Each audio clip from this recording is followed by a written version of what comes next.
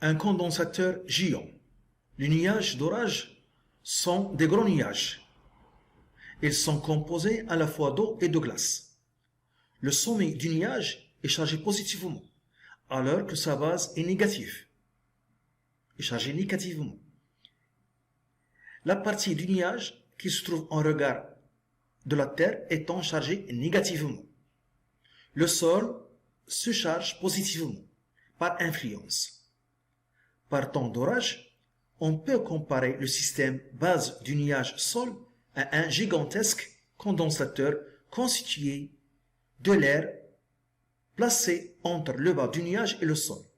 La tension U entre le bas du nuage et le sol est de l'ordre de 10 ou 5 kV.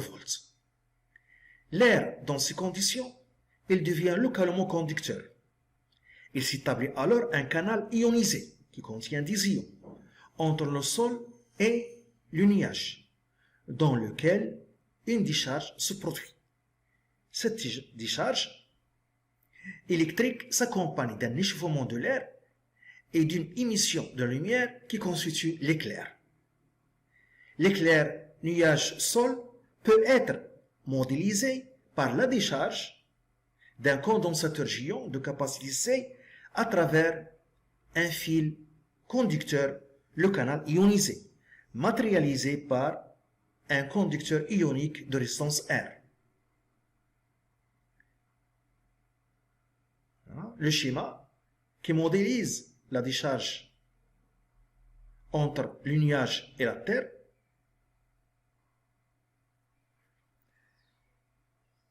Le condensateur est initialement chargé sous une tension continue U positive, qui est égale à 10 ou 5 kV. À la date t égale à 0, on ferme l'interrupteur K et la décharge débute. 1. Établir l'équation différentielle vérifiée par la tension UC au bord du condensateur pendant la décharge. Deuxièmement, τ égale R fois C et la constante de temps de circuit vérifiée par une analyse dimensionnelle que temps est homogène à un temps. 3. Vérifier que l'expression UC égale U expo moins T sur temps est solution de l'équation différentielle. 4. Trouver l'expression de la fonction I de T à partir de celle de UC de T. 5. On donne la courbe qui correspond à l'évolution de l'intensité I de T du courant électrique pendant la décharge au cours du temps. Voilà la courbe qui représente I de T en fonction de temps. I en kilovolts, en kilo, I en kiloampères et T en microsecondes. Ici, on observe que l'intensité est négative. Ça signifie que le courant, au cours de la décharge, circule dans le sens contraire du sens positif choisi. Ça, c'est le sens positif choisi. Donc, est négatif, l'intensité est négative signifie que le courant circule dans le sens contraire de ce sens positif choisi. Et on observe aussi que, à l'instant t égale à 0, l'intensité du courant est moins 30 kA. À t égale à 0. 5.1. Par une méthode au choix, déterminer la valeur du temps. 5.2. On rappelle qu'il faut une durée d'environ delta t égale 5 temps pour que la décharge soit quasi terminée. On déduire une valeur approximative de la durée de décharge. 6. L'énergie électrique mise en jeu lors de la décharge vaut E max 5, 10 ou 7 joules. 6.1. Donner l'expression littérale de la capacité C de condensateur géant en fonction de E, de U, la tension U, et E max. Puis calculer sa valeur approchée en nanofarad. 6.2. En déduire la résistance du conducteur ohmique R. La 6.3, qui est l'ordre de grandeur de la puissance de l'éclair. Donc ici on donne la formule de la puissance, l'énergie échangée sur la durée delta T. La delta T est la durée de la décharge. E max, énergie échangée, c'est l'énergie initiale, emmagasinée dans le condensateur qui représente terre-nuage. Nous avons dit que cette énergie est transformée en chaleur. L'air s'échauffe et en énergie lumineuse dans l'éclair. Donc, la puissance est l'énergie échangée sur la durée correspondante, la durée de décharge. 1. L'équation différentielle. 1. L'équation différentielle vérifiée par UC. On a ici le schéma et on a représenté la tension UC et la tension UR au bord du conducteur ohmique en convention récepteur. Donc je peux écrire UC égale moins UR. Donc UC plus UR égale à 0. UR en convention récepteur est égal à R fois I. C'est égal à petit r fois I. Petit r fois I. I égale dQ sur dt. I égale dQ sur dt car la flèche que représente le sens positif de courant entre par l'armature chargée par Q. Q égale C fois UC. Donc, I égale, et je remplace D sur dt, dQ fois UC. Donc, I égale, donc C, voilà, C fois UC. Donc, C est constante, donc I égale C D UC sur dt. La tension UC qui varie. Et je remplace, donc, UC plus UR égale à 0. Donc, UC plus R fois I égale à 0. Donc, UC plus R, C, D, UC sur dt égale à 0. C'est l'équation différentielle, vérifiée par la tension UC.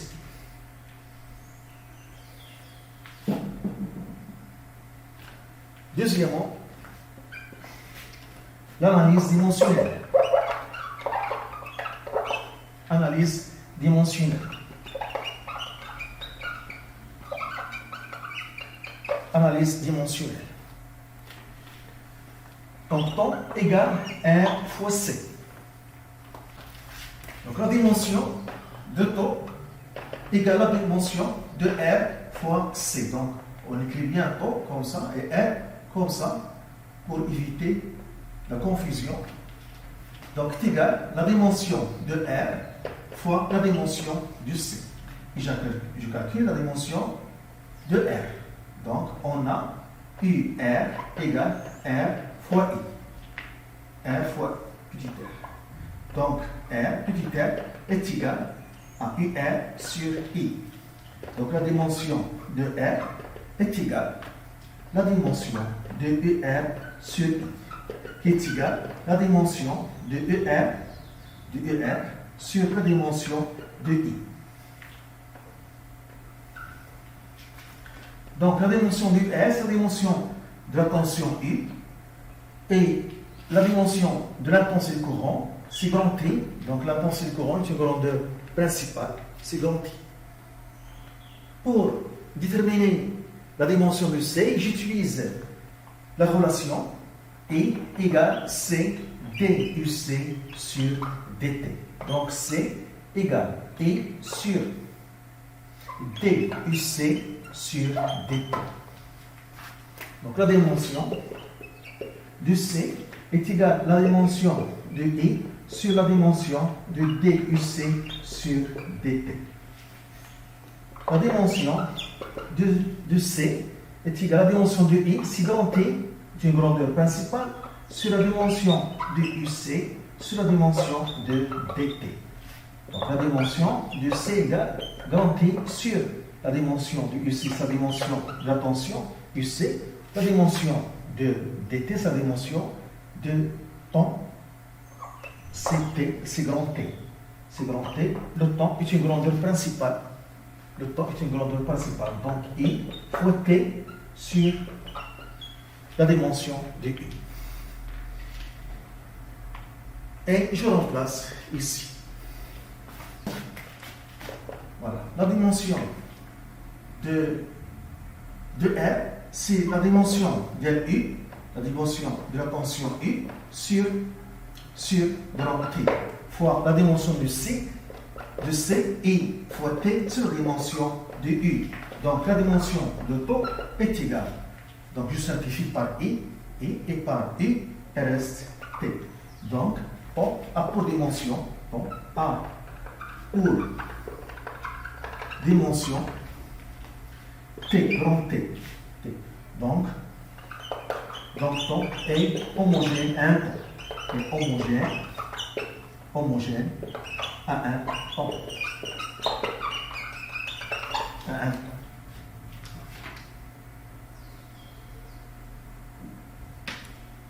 Troisièmement, la solution de l'équation différentielle. La solution de l'équation différentielle.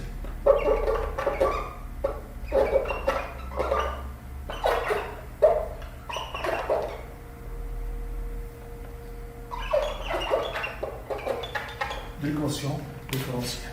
On a la solution, on a UC est égal à U expo moins T sur T.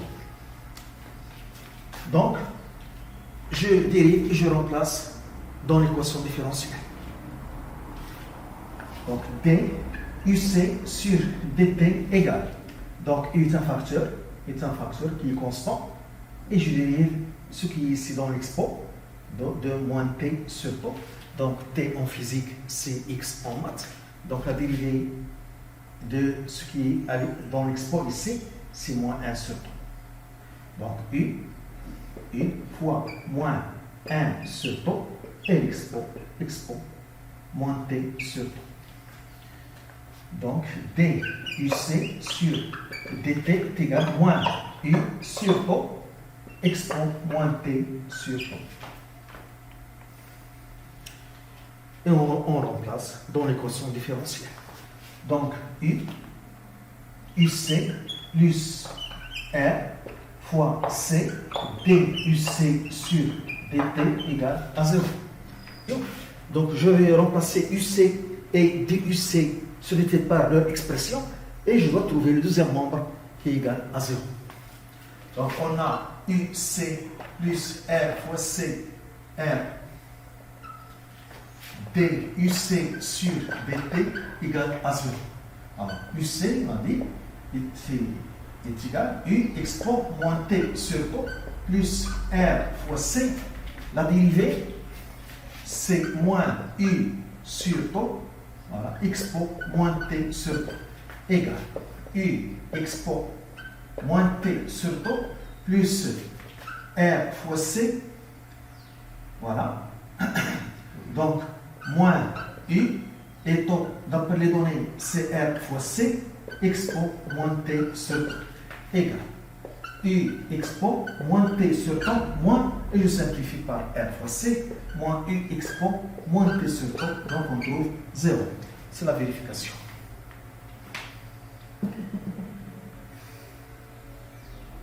Quatrièmement, l'expression de I du T. L'expression de I du T. Donc, I du T est égal à C DUC sur DT en convention récepteur. En convention récepteur. En convention récepteur. Donc, on a I de T et on a déjà dérivé UC. Voilà. Donc C. Donc, il y a C fois moins U sur T. Donc, expo moins T sur T. Donc, I de T est égal à moins C fois U et T, R fois C. Expo moins T sur T. Et on simplifie par C. On trouve I de T est égal à moins U sur R expo moins T sur T. Voilà. C'est l'expression de l'intensité du courant et du T. À 5,1, la valeur de taux. Cinquièmement, la valeur de taux. Donc, on a la courbe qui représente les variations de l'intensité du courant en fonction de temps. Donc, I à l'instant temps est égal à moins U sur R expo moins 1. Moins 1. Moins 1. Temps sur temps 1. Donc, expo moins 1. Expo moins 1, 0,37. Donc, c'est égal moins 0,37 U sur R. Donc, je dois calculer I à l'instant taux. Et je vais reporter cette valeur sur l'axe des ordonnées. Et je vais taux sur l'axe des abscisses. Donc, je vais d'abord calculer U sur R. Donc, on a I de T est égal moins U sur R expo moins T sur taux. I à l'instant T égale à 0 est égal moins U sur R expo 0 qui est égal à 1. Donc, c'est égal moins U sur R.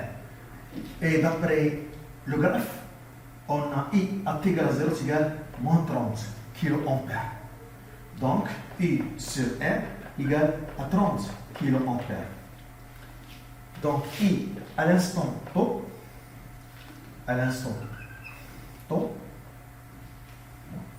donc, il faut bien écrire taux et R pour éviter toute confusion. Voilà. Donc, c'est égal moins 0,37 fois 30. On trouve moins 11 kilo ampères. On reporte cette valeur sur l'axe des ordonnées, sur l'axe des ordonnées, et on lit taux sur l'axe des abscisses. On trouve taux égal 30 microsecondes.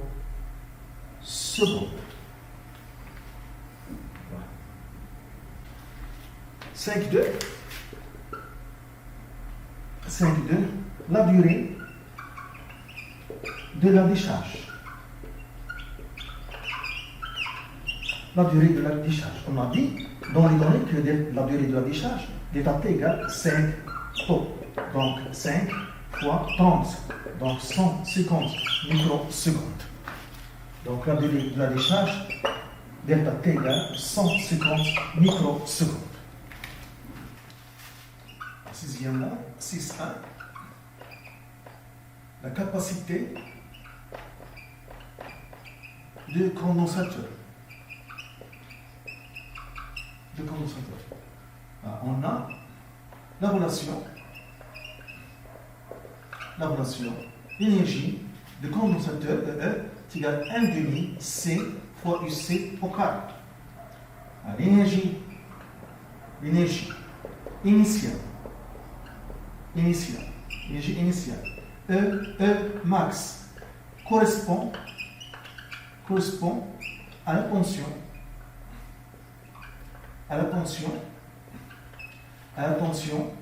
initiale, U. Donc, E max est égal à 1,5 C fois U au carré. Donc, 2 fois E max est égal à C fois U au carré. Donc, C est égal à 2 E max sur U au carré. Donc, U est égal à 10 au 5 kV. Donc, en volts, c'est 10 au 8 volts. Et on fait application numérique. Donc 2 fois 5 fois 10 au 7 E max sur 10 au 8 au carré. Donc on trouve 10 أس moins 8 farad. 10 أس moins 8 farad.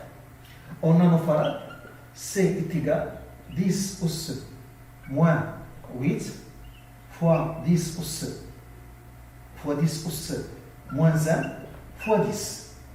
Fois 10 أس moins 1 fois 10 farad. Donc, 10 أس moins 8 fois 10 أس moins 1, 10 أس moins 9 farad. C'est nanofarad.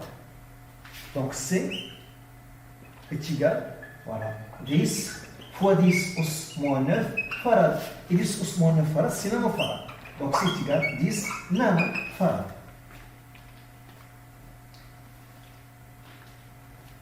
Je multiplie ici par 10 moins 1 et 10. Donc, c'est 1. C'est fois 1. Donc, la valeur ne change pas. À 6, 2. La résistance de conducteur ohmique. De conducteur ohmique. On a taux égale R fois C. Donc R est égal à taux sur C. Donc R égale taux, nous avons dit taux 30 microsecondes en seconde, donc fois 10 plus moins 6 sur C, 10 nanofarad en farad fois 10 plus moins 9. Donc on trouve R égale 3000 ohms.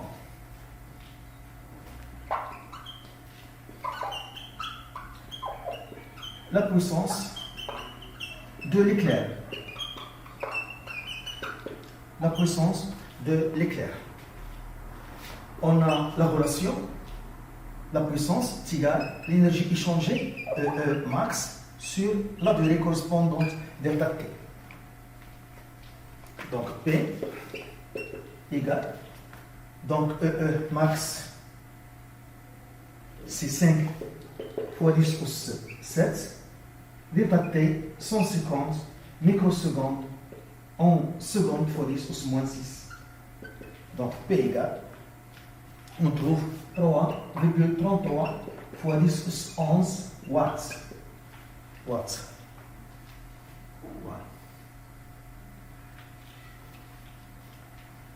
L'ordre de grandeur, nous avons ici une valeur qui est écrite en notation scientifique, 3,33 F fois 5, donc l'ordre de grandeur c'est 10 plus 11. Si ici on a un nombre supérieur à 5 ou égal à 5, l'ordre de grandeur c'est 10 plus 12. Donc l'ordre de grandeur est 10 plus 11 watts.